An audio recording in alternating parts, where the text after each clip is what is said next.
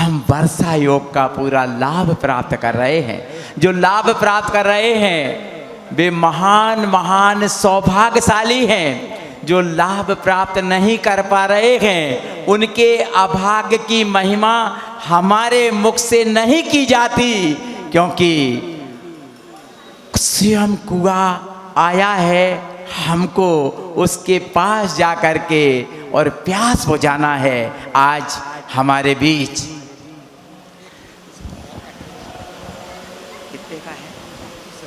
बहुत बढ़िया, वाकई मुझे याद आ रहा है आचार्य महाराज का वह वाकया। एक बार कोई गरीब आया था कि महाराज मेरे लिए कल तक खाने के लिए कोई व्यवस्था नहीं है, मैं क्या करूं? आचार्य महाराज ने एक ही शब्द कहा कि दान करो, दान करो, दान करो। वहाँ पर जितने भी महाराज मौजूद थे, हो सकता है निर्मोह सागर महाराज भी मौजूद हों, उन्होंने नहीं थे, और जो महाराज मौजूद थे उन्होंने ये सुनकर के सोचा कि देखो कल के लिए तो खाने नहीं हैं, और महाराज आचार्य महाराज कह रहे हैं कि दान करो। लेकिन उसने वास्तव में एक टाइम कम खाया, लेकिन दान करना प्रारंभ कर दिया, और 1 महीने बाद वह पुनः आया। वास्तव में वह माला माल हो गया और उसने 1000 रुपये दान किए। अगली बार 2 साल बाद आया तो 1 लाख रुपए दान किए, और अगले वर्षों में आकर वह करोड़ों दान करने लगा। ये सब प्रभाव है दान की महिमा का। 21,000 रुपये की राशि का एक कलश, जो कि अमृत वर्षा योग कलश है, श्रीमती मंजू जी मड़वरिया द्वारा यहाँ पर देने की घोषणा की गई है। हम उनके भावों की सराहना करते हैं। कल आजाद पान भंडार के यहाँ पूज्य बड़े महाराज जी के चरण पड़े थे।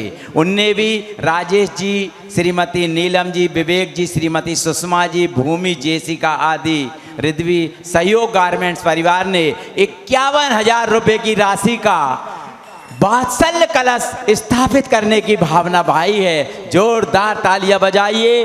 और उनका पुण्य इतना बड़ा कि आज उन्होंने दूसरी ओर से शांति धारा भी करने का सौभाग्य प्राप्त किया। मेरी भावना है गुनाह का एक भी परिवार ऐसा ना रहे कि चतुर्मास के अंत तक वे माला माल होने की रिक्वायरमेंट नहीं लगा सके। इसलिए जरूर एक ना एक कलश स्थापित करना। आज हमारे बीच राजस्थान की महानगरी कोटा से बाबूलाल जी जैन साहब का पूरा परिवार यहाँ आया है। आइएगा और चित्र के समक्ष दीप प्रज्वलन करने का सौभाग्य प्राप्त करें। साथ ही श्रीमती मंजू जी मड़वरिया और हमारे जिन्होंने भी आज 51,000 रुपये की राशि, किसी ने भी यदि यहाँ पर स्थापित करने का सौभाग्य प्राप्त किया हो, 51,000 रुपये की राशि वाले महापुण्यार्जक परिवार भी कृपया आएँ और आकर के दीप प्रज्वलन करने का सौभाग्य प्राप्त करें। जिनने भी 51,000 रुपये की राशि में वात्सल्य कलश स्थापित करने की भावना भाई है, पधारें और बहन सुंदर सा अंतर ज्ञान की ज्योत जला दो, अंतर ज्ञान की ज्योत जला दो, मेरा मुझसे मिलन करा दो। दया के सागर विद्या सागर समय सागर पथ दिखला दो, योग सागर पथ दिखला दो। अंतर ज्ञान की ज्योत जला दो, मेरा मुझसे मिलन करा दो। दया के सागर विद्या सागर समय सागर पथ दिखला दो, योग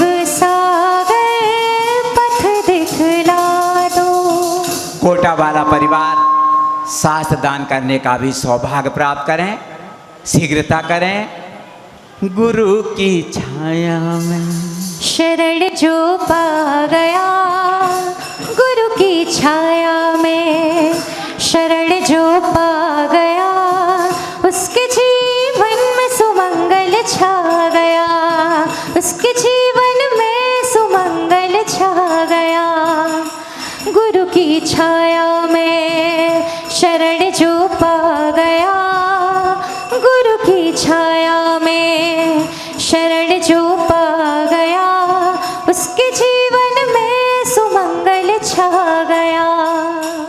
बोलो आचार्य गुरुदेव श्री विद्यासागर जी महाराज की, जिनवाड़ी पूज्य निर्मोह सागर जी महाराज जन्म दुख मेट दो, जिनवाड़ी जग मैया जन्म दुख मेट दो, जन्म दुख मेट दो, मरण दुख मेट दो, जिनवाड़ी जग मैया जन्म दुख मेट दो, जिनवाड़ी जग मैया जन्म दुख मेट दो। बोलो द्वादशांग जनवाणी माता की, आचार्य कार्तिकेय स्वामी महाराज की, पूज्य निर्मोही सागर जी महाराज के पावन चरणों में नमोस्तु अर्पित करते हुए प्रार्थना करते हैं अपनी अमृतमयी वाणी से हमें कार्तिकेय अनुप्रेक्षा नामक ग्रंथ के माध्यम से ज्ञान अर्जन कराने की कृपा करें। बहुत बढ़िया। बाबूलाल जी साहब का पूरा परिवार शाम को हमारी दुकान के सामने से ही बड़े मंदिर के लिए आया था। 5100 रुपये की राशि उन्होंने शास्त्र दान और दीप प्रज्वलन की खुशी में प्रदान करने की घोषणा की है। और प्रदान क्या की है, अभी वो रसीद भी कटाएंगे। जोरदार तालियां बजाइए उनके सम्मान में। बहुत नमोस्तु पौर्वाणिक स्वाध्याय वेलायाम श्रुत भक्ति कायु सर्गम करोमि हम। जय बोलो देवादि देवी खज्जाराट श्री कुंडलपुर के बड़े बाबा की, मूल नायक श्री चय पार्श्वनाथ भगवान की, वर्तमान शासन नायक श्री महावीर भगवान की, आचार्य कार्तिकेय स्वामी जी महाराज की, परम पूज्य संत शिरोमणि आचार्य गुरुवर श्री विद्यासागर जी महामुनिराज की, आचार्य परमेष्टि श्री समय सागर जी महामुनिराज की, ज्येष्ठ श्रेष्ठ निर्यापक श्रमण श्री योग सागर जी महामुनिराज की, 3 कम 9 करोड़ मुनिराजों की, पूज्य निर्मोह सागर जी महाराज की, समस्त मुनि संघ की। तो कल आप सभी लोगों को महाराज जी ने बताया होगा कि जिस मनुष्य के पास लक्ष्मी अर्थात धन रहता है या जिसके पास धन है और वह उसका उपयोग यदि अच्छे शुभ कामों में अर्थात धर्म के काम में लगाता रहता है, मंदिर के निर्माण करने में, प्रतिमा को स्थापित करने में और भी अन्य जो काम हैं उसमें लगाता है, तो उस व्यक्ति का धन तो ठीक है, धन के साथ साथ भी उसका जीवन कैसा होता है, सार्थक होता है, सफल माना जाता है। ये कल आप लोगों ने 19वें नंबर की गाथा में महाराज जी से समझा होगा कि कैसे हमें उपयोग करना है। और बुद्धिमान लोग, पंडित जन हैं या अन्य जगह उसकी प्रशंसा किस प्रकार से होती है। जो अच्छे काम करता है तो स्वाभाविक बात है कि प्रशंसा हर व्यक्ति करता है। तो आगे की गाथा में पुस्तकें नहीं है ना सभी के पास, तो एक बार हम उच्चारण कर रहे हैं, फिर आप लोग बोलना है। एवं जो जानिता बिहलिय लोयाण धम्म जुत्ताड़म निर्वेखो तम देदी हूँ तस् हवे जीवियम सहलम। एवं जो जानिता बिहलिय लोयाण धम्म जुत्ताड़म निर्वेखो तम देदी हूँ तस्य हवे जीवियम सहलम।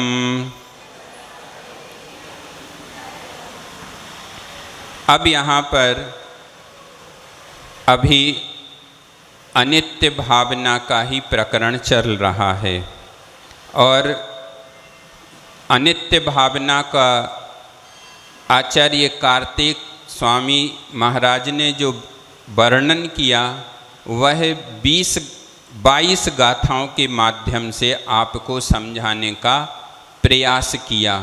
वैसे तो यदि वो चाहते तो एक बार में ही बोल सकते कि अनित्य क्या है।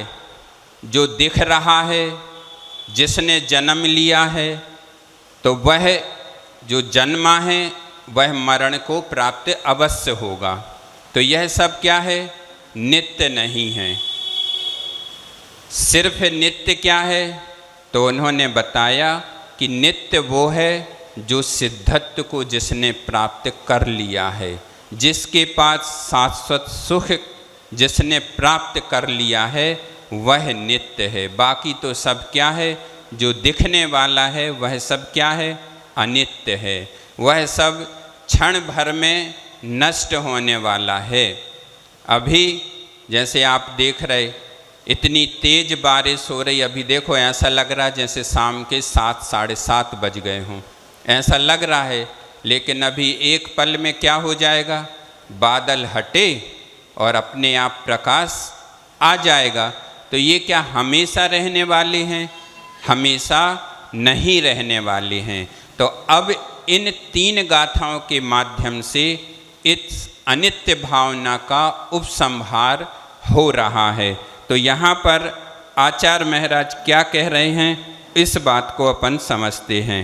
एवं जो जानिता, यानी जो जानकार है, जिसने अनित्य भावना को, क्योंकि अनित्य भावना का प्रकरण है, तो जिसने अनित्य भावना को जान लिया है। कैसे? बिह लिए लोयाण धम्म जुत्ताड़म। बिहल मतलब विफलित होना, यानी जिसका इस लोक में कोई भी फल नहीं है, वह कैसा है? फल से रहित है। जिसने ये जान लिया है और वह कैसा हो गया?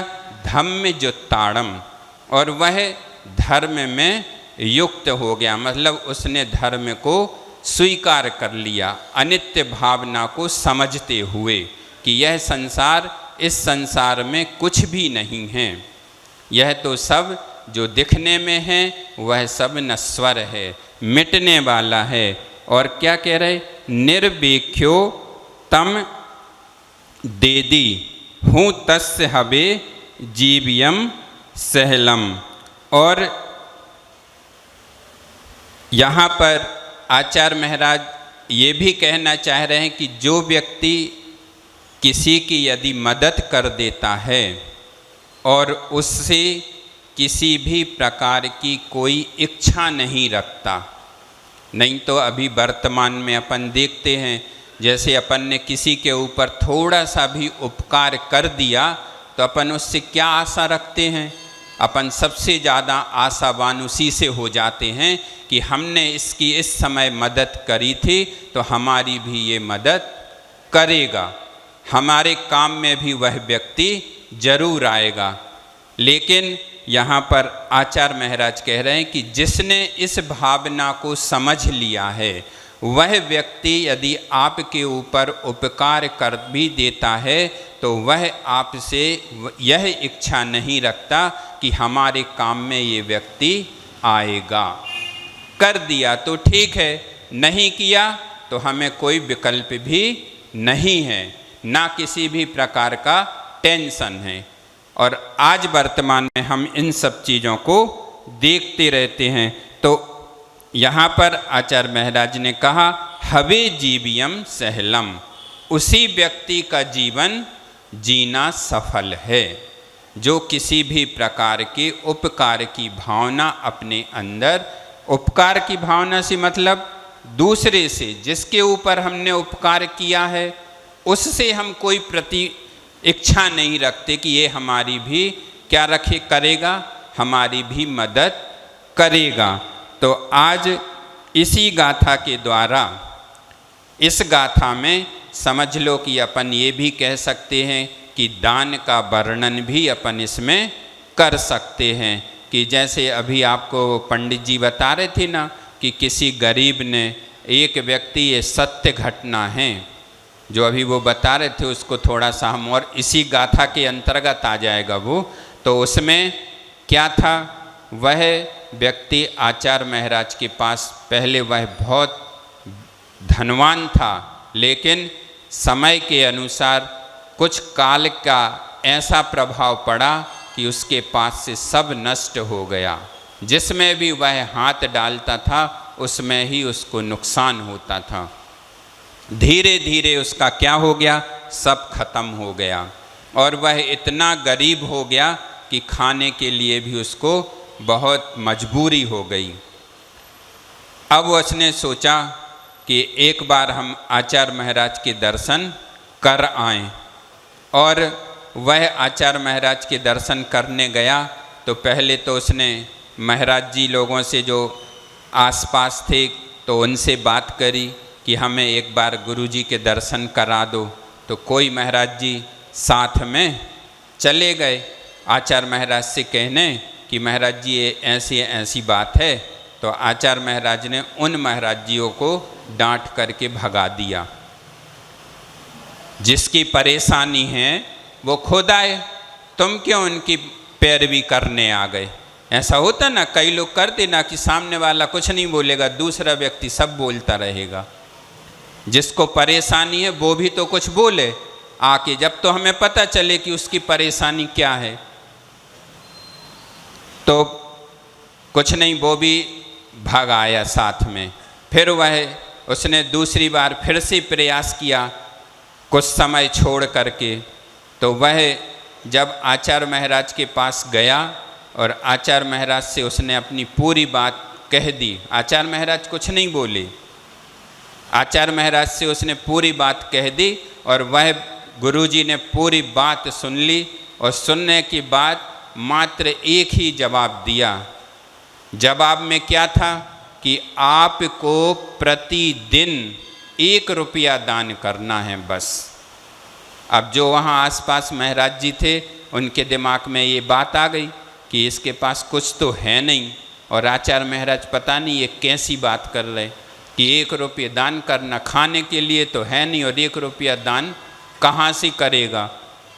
लेकिन उस व्यक्ति को पूरा विश्वास था कि गुरुजी ने जो कह दिया है वह हमारे लिए फलीभूत होगा। तो उसने जैसे भी था प्रतिदिन वह 1-1 रुपये दान करने लगा, और जैसे ही दान करता करता चला गया, करता रहा, तो धीरे धीरे उसके पास धन की अपने आप वृद्धि होती चली गई। और वह जब पहली बार जब वह दर्शन करने आया तो गाड़ी 4 व्हीलर लेके आया दर्शन करने। तो गुरुजी भी शायद या तो जंगल जा रहे होंगे या कहीं निकल रहे थे। तो जैसे ही उनकी दृष्टि पड़ी तो वह जो महाराज जी उनके साथ चल रहे थे उनसे पूछते हैं, क्यों ये व्यक्ति वही है ना जो एक बार जिसकी सिफारिश आप लोग कर रहे थे, ये तो गाड़ी में बैठ के आया है। और वह आकर के गुरुजी के चरणों में गिर गया और उसने कहा कि आचार्य श्री आप जो कहेंगे हमें वो दान करना है, जितना भी आप बोलेंगे उतना दान हम करेंगे। क्योंकि आपके आशीर्वाद से आज हमारा सब कुछ बदल गया। कहाँ हमारे पास खाने के लिए नहीं था, लेकिन आज हम गाड़ी से आए हैं। जैसा आप कहेंगे, जहाँ भी दान करना हो हम उतना दान करेंगे।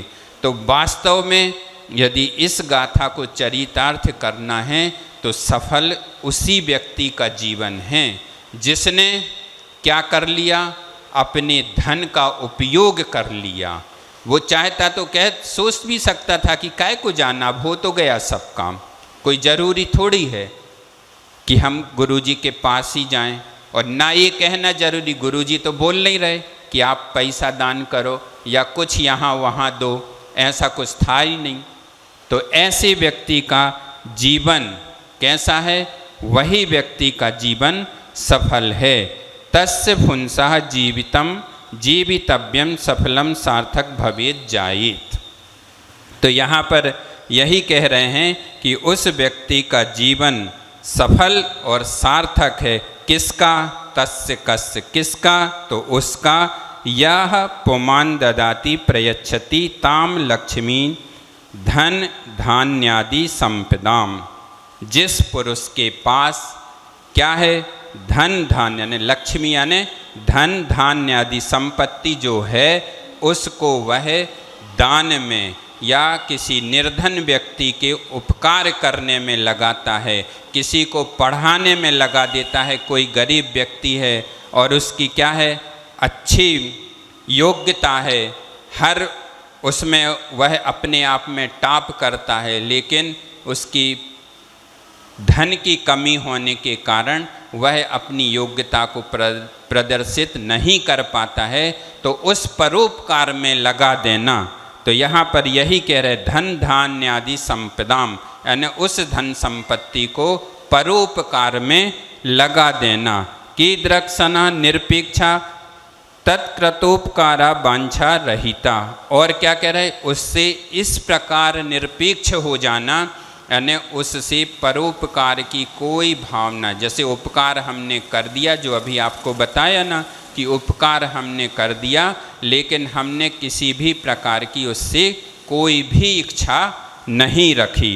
केभ्या कैसा है? तो विफलित लोकेभ्या निर्धन जनेभ्या।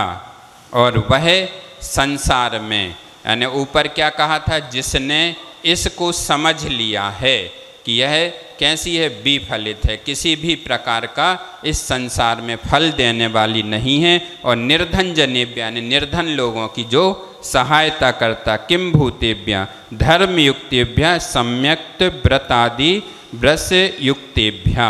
और वह कैसे हो जाता? सम्यक व्रतों से जो युक्त हो गया है, जिसने यह सब कुछ जान लिया है कि यह संसार तो सब कैसा है? अनित्य है। ये तो किसी भी प्रकार से काम में आज हमें जो दिख रहा है तो हमारे पास है, और कल कहाँ है? लक्ष्मी का कोई भरोसा नहीं है। इसीलिए लक्ष्मी को क्या बोलते हैं? चंचल कहा गया है।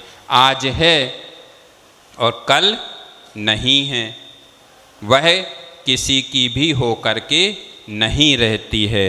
और किम कृत्वा एवं पूर्वोक्तम अनित्यम ज्ञात्वा अवगम्यः। इस प्रकार से जिसने इस अनित्य भावना को समझ लिया है, जो अभी तक कह के पूर्व में कहा गया है। वैसे तो इतनी गाथाओं के माध्यम से कहने का बात वहीं वहीं पर आती है, कहाँ पर? अनित्य पर आकर के चली जाती है। लेकिन उन आचार्य स्वामी कार्तिकेय महाराज का कितना अपने ऊपर उपकार है कि उन्होंने 22 गाथाओं के माध्यम से आपको एक एक शब्द को समझाने का प्रयास किया। यदि अपन उस शब्द को समझने के बाद भी, शब्दों को समझने के बाद भी यदि अपन नहीं समझ पा रहे हैं, तो ये अपना तो दुर्भाग्य ही है कि इतना सब हम क्या करके बैठे हैं, उसी में ही, जिस प्रकार आप लोग कहते ना कि सांप की भांति फन गुड़ी बना करके बैठे हुए हैं, फिर भी हम उससे पार नहीं हो पा रहे। तो इनका ये आचार्य कार्तिकेय स्वामी का बड़ा उपकार है कि उपसंहार में इन्होंने देखो कितनी अच्छी बात कही कि जीवन किसका सफल है? जिसने अपने जीवन को धर्म में लगा दिया, जिसने अपने धन का उपयोग कर लिया। ऐसे नहीं, उपयोग तो कई प्रकार से हो सकता है, लेकिन धर्म में किसी का उपकार करने में, किसी के ऊपर परोपकार में लगा दिया, उस व्यक्ति का जीवन कैसा है? वास्तव में सार्थक है, सफल है उस व्यक्ति का जीवन।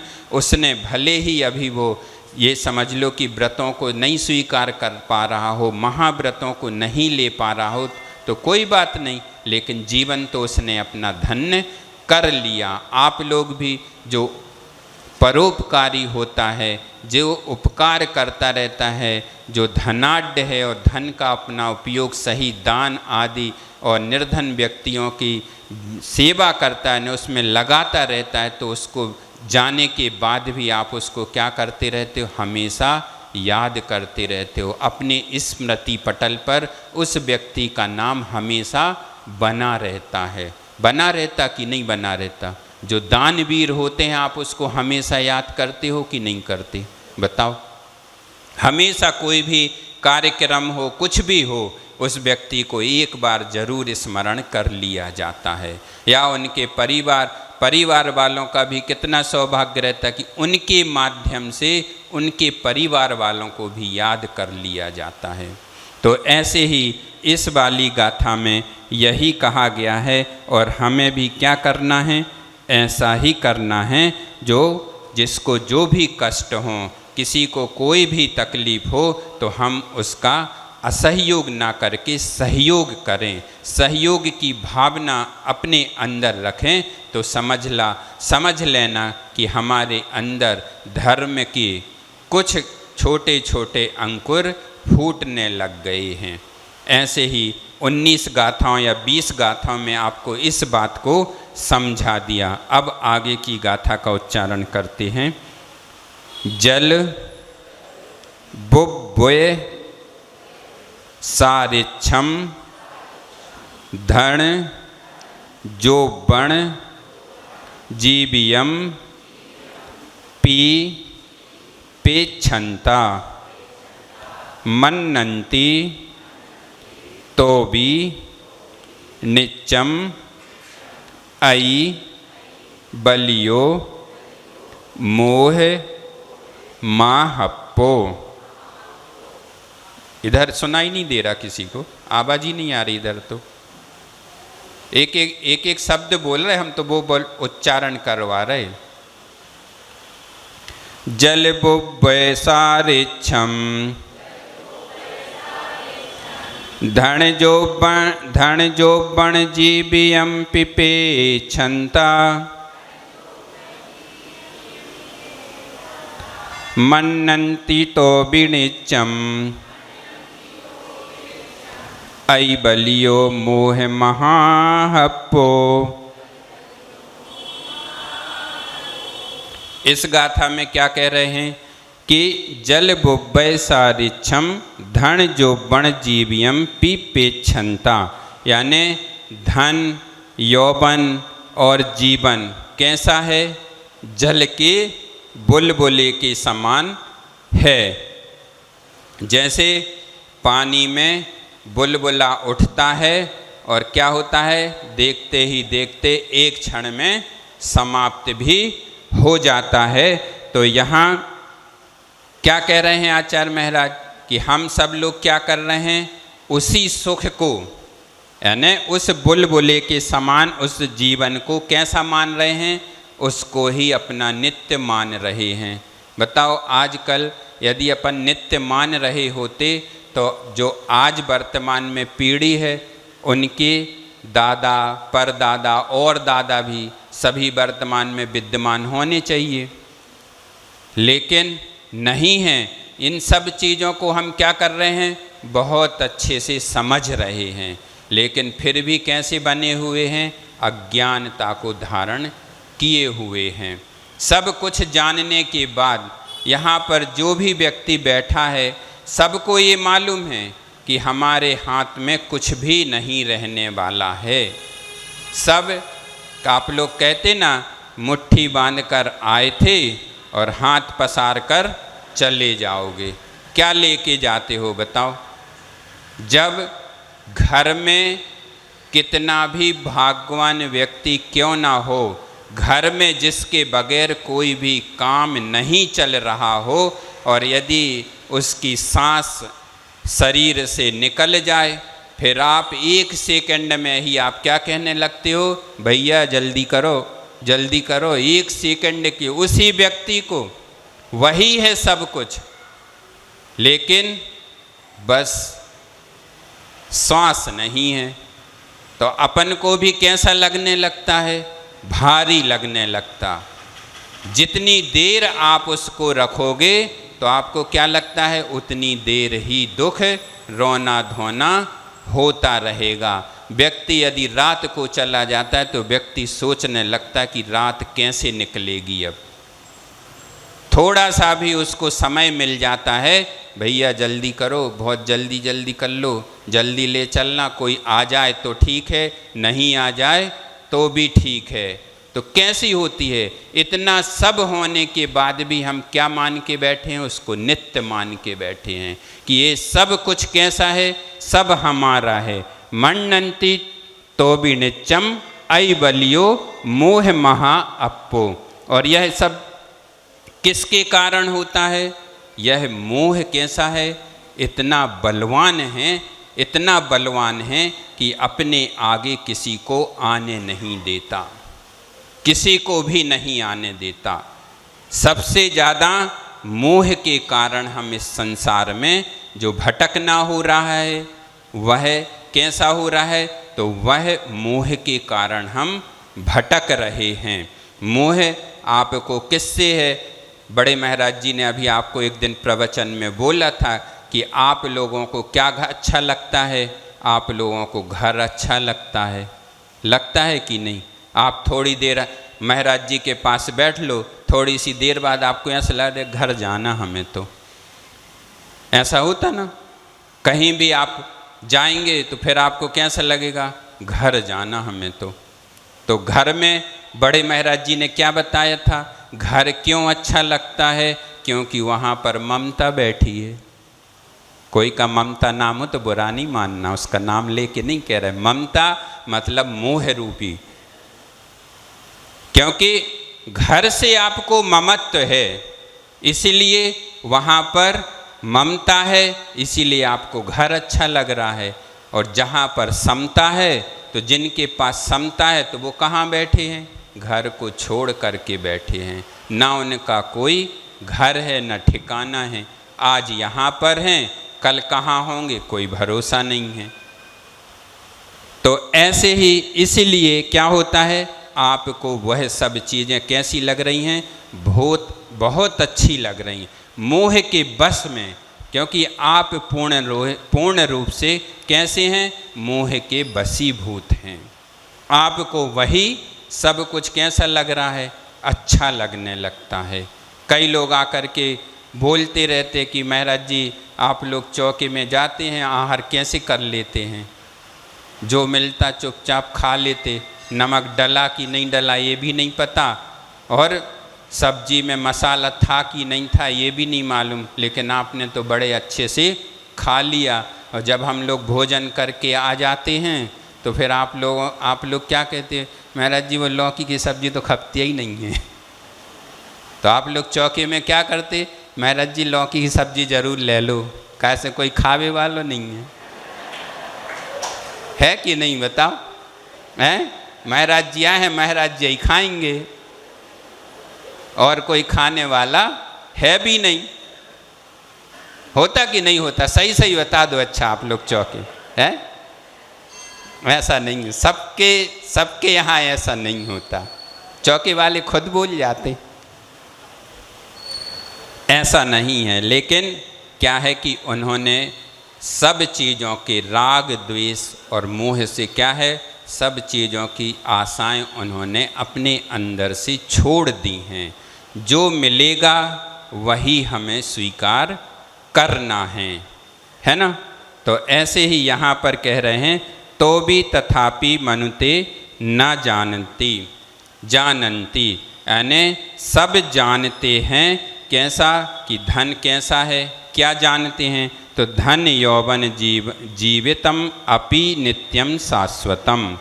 क्या जानते हैं, तो यह जानते हैं कि यह धन, यह जीवन जवानी जो हमें मिली है, और जो संपदा जो संपत्ति हमें मिली है, वह कैसी है, नित्य नहीं है, शाश्वत नहीं है। कीद रक्षा संतः, ऐसा संत कहते हैं। प्रेक्षमाणा अवलोकयन्ते, ऐसा लोक में कहा जाता है। और किम क्या धन यौवन जीवितम जल बुद्ध सादृशम अभोग तद अभोगत बुद्ध समानम। वह कैसा है? तो वह धन यौवन जीवन कैसा है?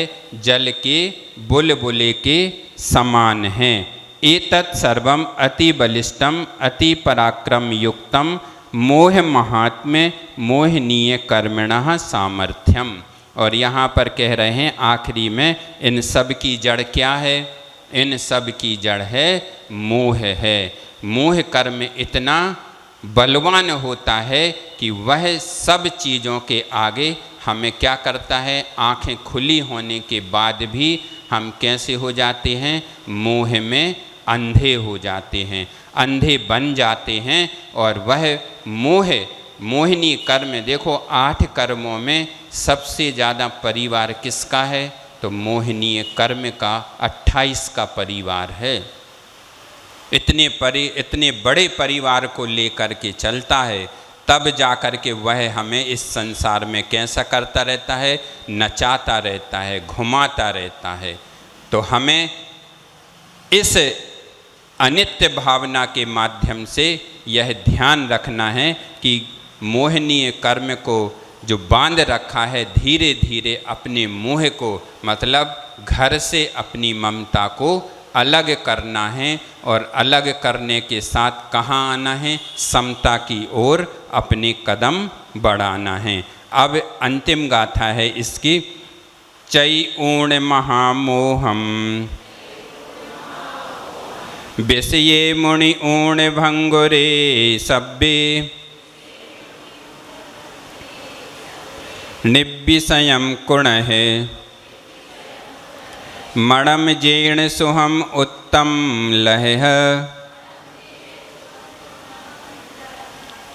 अब यहाँ पर आचार्य महाराज अनित्य भावना का उपसंहार करते हुए कितनी अच्छी बात कह रहे हैं कि जो चौउण महामोहम, यानी जिन्होंने इन सब मोह रूपी विषयों को क्या कर दिया है? त्याग कर दिया है। और सब कुछ अपनी बुद्धि के द्वारा क्या जान लिया है? यह समझ लिया है कि यह सब कुछ तो कैसा है? क्षण भंगुर है। मात्र जो हमें दिख रहा है वह देखने में ही है, हमारे पास कुछ भी रहने वाला नहीं है। निर्विषयम कुरुतः, यानी निविषयम कुणः मणम जीर्ण सहम उत्तम। और जिसने मतलब जो इन विषयों से निर्विकल्प हो गया है, निर्विकल्प जो बन चुका है, वह कैसा है? सुहम उत्तम लह, वह ही उत्तम सुख को प्राप्त कर पाता है। तो यहाँ पर यही कह रहे हैं कि कुणः कुरुसु त्वम विदेहि निर्विषयम विषयातीतम। जो इस महामोह इन विषय कसायों से कैसा हो चुका है? दूर हो चुका है, विषयातीत हो चुका है। मतलब जिसके अंदर से वो सब चीज़ें, मोह रूपी जो बैठा हुआ है ना बाबा, वह बाबा जिसके अंदर से निकल गया है। किम मन चित्तः, और क्या किया? तो जिसने अपने चित्त को एन मनोवशीकरणेन लभक प्राप्नुहि, यानी जिसने अपने चित्त को, यानी अपने मन को क्या कर लिया है? अपने बस में कर लिया है। आचार्य महाराज हमेशा कहा करते थे कि देखो, साधु जीवन तो अपना लिया, मुनि तो बन गए, सब कुछ त्याग कर दिया, बस एक काम और इतना सब कर लेना कि मन के अनुसार कोई भी काम नहीं करना। मन को चंचल की उपमा क्यों दी गई? क्योंकि वह बंदर की उपमा क्यों दी गई? तो इसीलिए दी गई क्योंकि बंदर कभी एक डाल पर बैठकर रह नहीं सकता, हमेशा क्या करता है? उछल कूद करता रहता है। ऐसा ही हमारा मन है, वह कैसा होता है? हमेशा उछल कूद करता रहता है। आज अभी कोई चीज़ की इच्छा कर रहा है तो कल कोई चीज़ की, कल क्या, क्षण एक पल में ही, तुरंत। तो ऐसे ही तो कह रहे हैं कि मन को मन के अनुसार नहीं चलना। आचार्य महाराज कहते हैं मन को अपने अनुसार चलना। जैसे आपने भोजन कर लिया, आहार करके हम आ गए, अंतराय हो गया, कोई बात नहीं, पहले से ही बता दो कि शांत बैठ जाना, रोज खिलाते हैं, एक दिन नहीं खिलाया तो कोई वो नहीं कर लिया। तो अपने आप को इन भावों से, मतलब अपने मन को बस में कर लो, फिर आपको 24 घंटे क्या होगा, ये लगेगा ही नहीं कि हमने कुछ नहीं खाया। और यदि आपका चित्त कहाँ चला जाता है, मन से, कि नहीं हमें तो कुछ खाना है, हमें तो ये चाहिए, हमें तो वो चाहिए, सब कुछ यदि देते रहेंगे तो क्या होगा, मन के अनुसार जो काम होगा तो कभी भी उद्धार होने वाला नहीं है। तो सर्वोत्तमम सर्वोत्कृष्टम सुखम सिद्ध सुखम, तो सर्वोत्कृष्ट मतलब उत्कृष्ट सुख कहाँ पर है, तो वह कह रहे हैं कि सिद्धों में जो सुख है वह सुख कहीं भी नहीं मिल सकता, वही सुख नित्य है, वही सुख शाश्वत है। अब अन्य सब चीज़ें तो कैसी हैं, अनित्य हैं। सित्वा आकर्ण्यम यानी काम नहीं करना, और कान सर्वान समन्तान विषयान इंद्रिय गोचरान भंगुरान विनस्वरान, और हम क्या करते हैं, इंद्रियों के वशीभूत हो जाते हैं, और इंद्रियों के वशीभूत होकर के यदि हम कोई काम करेंगे तो क्या होना है, सब विनश्वरता को प्राप्त ही होना है। इंद्रिय सुख कैसा है, शाश्वत थोड़ी है, इंद्रिय सुख तो हमेशा मिटने वाला है और मिटाने वाला। और क्या कह रहे हैं, पुनः किम कृत्वा चौण त्यक्ता, यानी इन सब का आचार्य महाराज कह रहे हैं, इन सब को छोड़ो, त्याग करो। कम महामोह महान समर्था चा असौ मोहश्च ममत्व परिणामा। तो क्या कह रहे, वह मोह कैसा, महामोह है, महान है, जिसके बस में हम हो चुके हैं। उस मोह को, यानी मोह हमारे ऊपर कैसा है, समर्थ हो करके बैठा है। चा असौ मोहस्य ममत्व परिणाम, और यही मोह क्या है, ममत्व का, सब कैसा है, तो यह ममता का परिणाम है ना। तो महाअपम महात्म्य, इस मोह को क्या है, आचार्य महाराज कह रहे हैं, इस मोह को हम सभी को बहुत अच्छे से समझना चाहिए।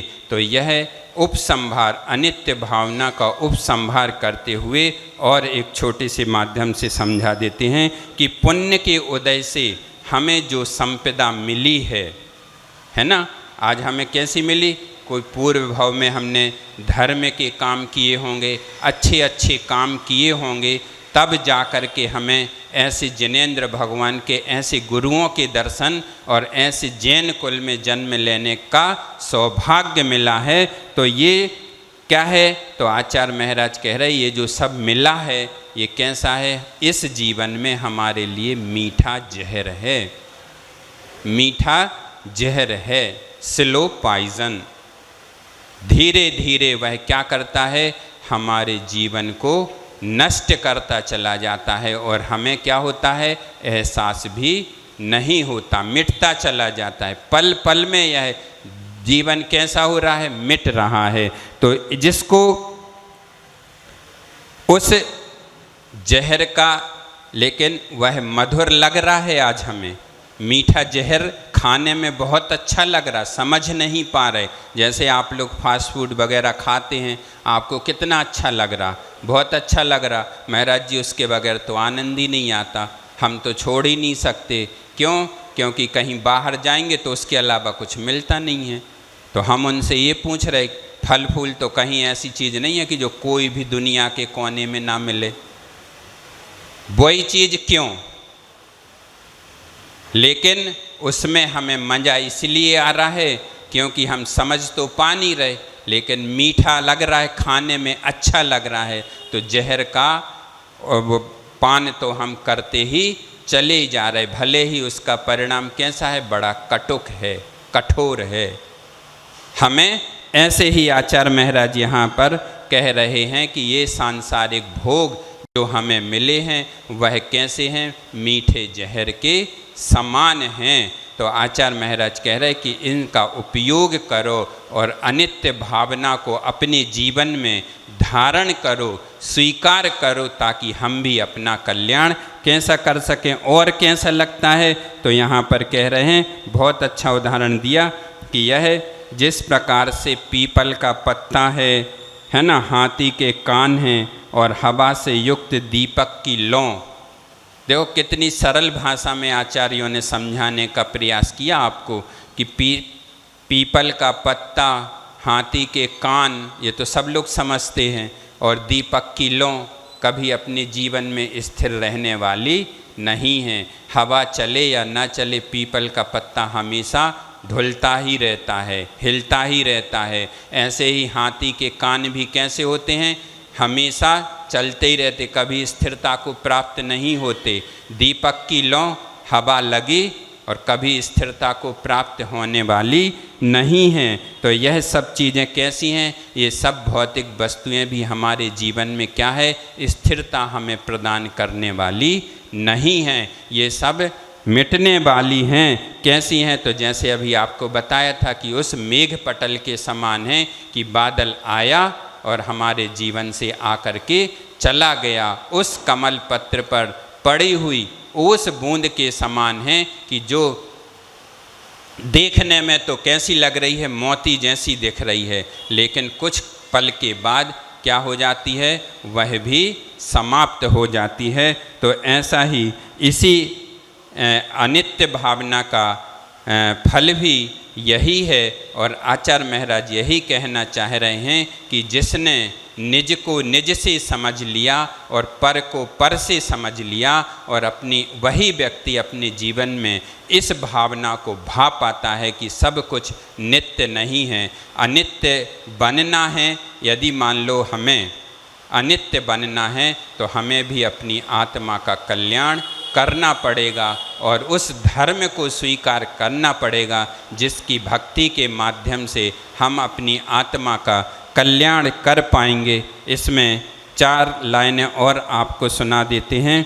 यह दुनिया 2 दिन का मेला, यह दुनिया 2 दिन का मेला, जो आवे सो जावे। देखो पूरी इस भावना का 22 गाथाओं के माध्यम से आपको समझाया गया, लेकिन इन 4 लाइनों में पूरा का पूरा सार आ जाएगा। यह दुनिया 2 दिन का मेला, जो आवे सो जावे, पल भर में सब रिश्ते नाते, पल भर में मिट जावे, पल भर में सब रिश्ते नाते, पल भर में मिट जावे। और बिजली जैसी जीवन लीला, बिजली की चमक क्या रहती है, तो जीवन भी अपना कैसा उस बिजली के समान थोड़ी सी एक क्षण के लिए चमकती है और क्या हो जाती है, बुझ जाती है। तो बिजली जैसी जीवन लीला, चमके और नसाबे, राज तिलक तो होए सवेरे, राज तिलक तो होए सवेरे, और शाम चिता जल जावे, और शाम चिता जल जावे। राज तिलक की एक लाइन और थी इसमें कि राज तिलक की मंगल बेला, राज तिलक की मंगल बेला, राम सिया बन जावे। देखो कहाँ राज तिलक होने वाला था, राज करने वाले थे और कहाँ जाना पड़ा, वन को जाना पड़ा। अपन ने सुना है कि देखो कितने बड़े बड़े राजाओं के राज तिलक भी हुए, लेकिन पता चला कि सुबह तो राज तिलक हुआ और शाम को मृत्यु को प्राप्त हो गए। तो कैसा है, ये सब क्षण भंगुर है, ये सब कैसा है, क्षण भंगुर सुख है। तो इसीलिए हमें भी क्या करना है, अपने जीवन में ऐसी भावना भाना है कि इस शाश्वत सुख को जो तीर्थंकरों ने, बड़े बड़े तीर्थंकरों ने प्राप्त किया है, उसके लिए थोड़ा परिश्रम और पुरुषार्थ जरूर करना पड़ेगा। लेकिन वो दिन भी कभी दूर नहीं रहेगा कि जब भी हम उनके जैसा ना बन पाएँ। जरूर उस पद को प्राप्त कर सकते हैं और अपनी आत्मा का कल्याण कर सकते हैं। एक कायुस्सर कर लें, इस भावना को पूर्ण हो।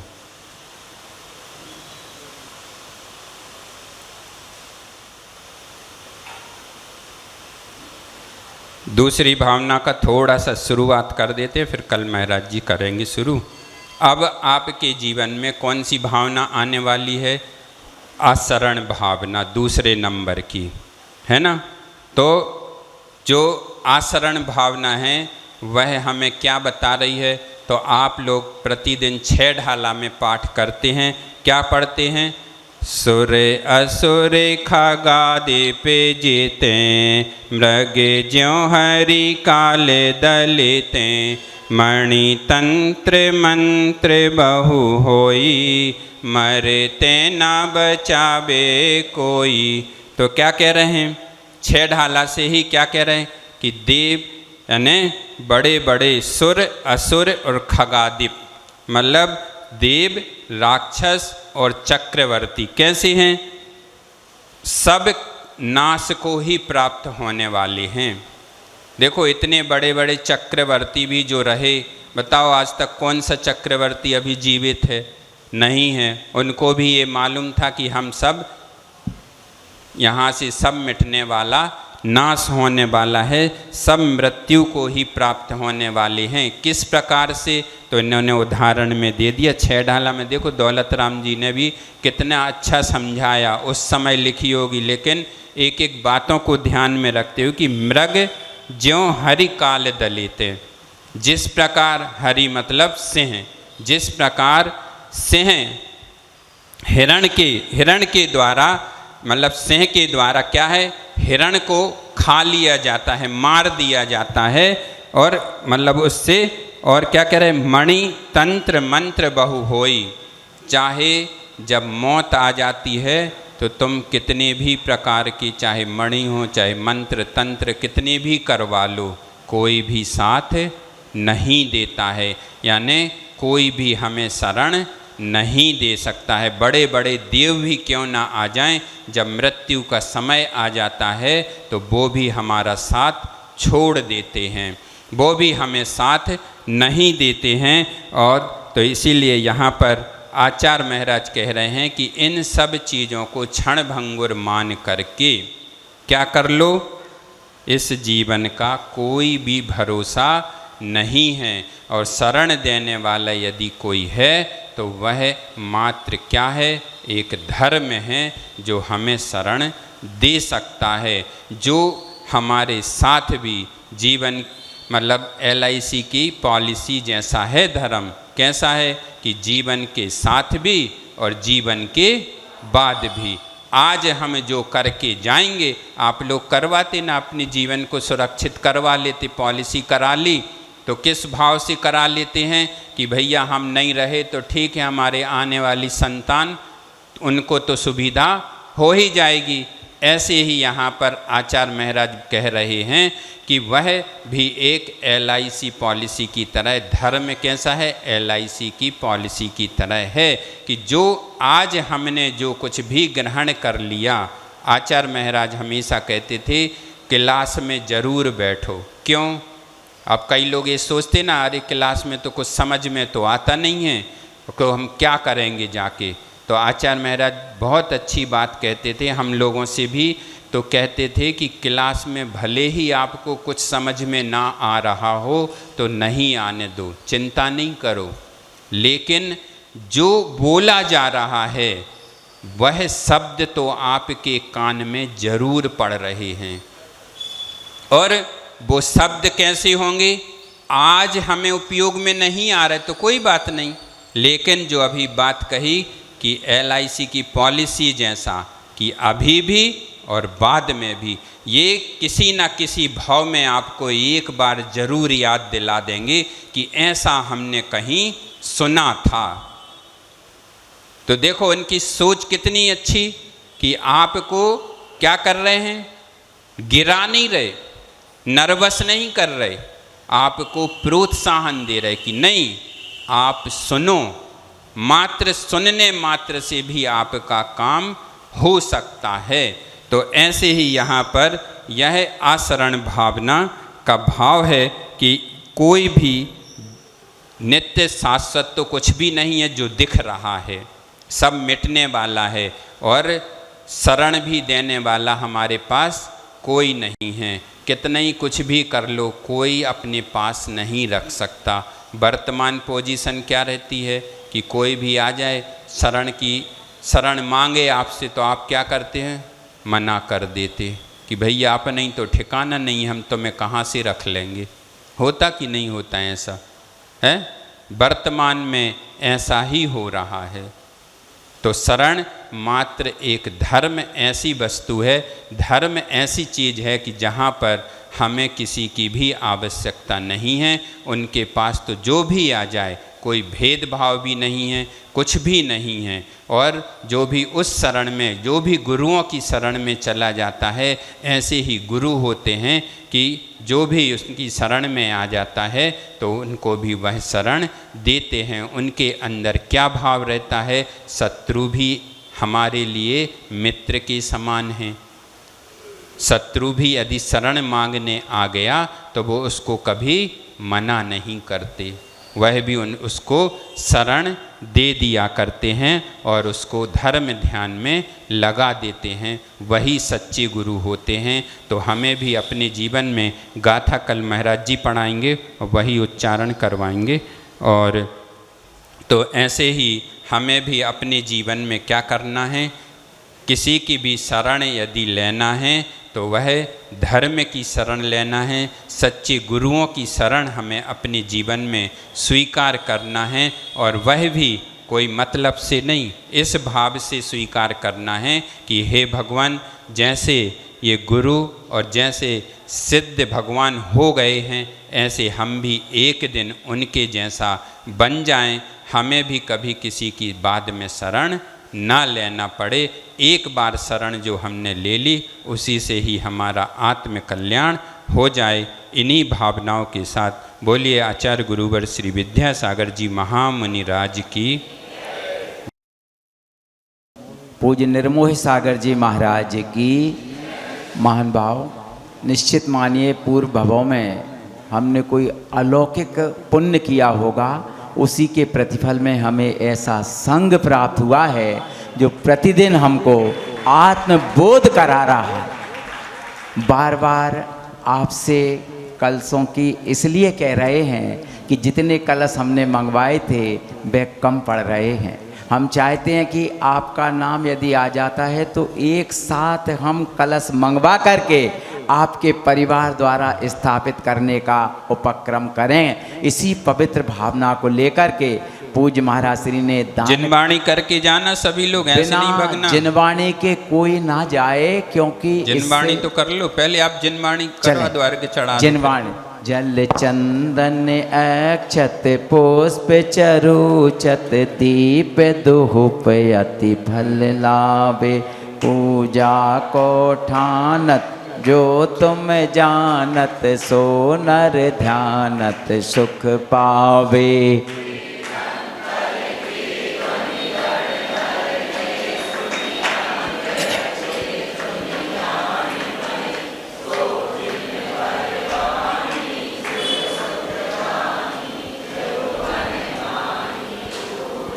ओम ऋषि जिन मुखोद्भव सरस्वती दिव्य, प्रथमं कर्णम चरणम द्रव्यम षट्खंडागम जय धवल महाधवल पंचास्तिकाय पंच परमागम, कार्तिके अनुप्रेक्षा सहित समस्त ग्रंथोभ्यो नमः। जलादि अर्घम महार्घम न पामती, भावों की निर्मल सरिता में। चढ़ तो गए अर्घ, कितने चढ़ाने? गुरु जी की पूजा। जावाणी के ज्ञान से सूझे लोकालोक, सो वाणी मस्तक धरे सदा दीत हो धो। हे जिन वाणी भारती तो हे जपो दिन रैन, जो तेरो शरणा गए सो पावे सुख चैन। देव भजो अरिहंत को गुरु सेवा निर्ग्रन, दया धर्म पालो सदा यही मोक्ष का पंथ।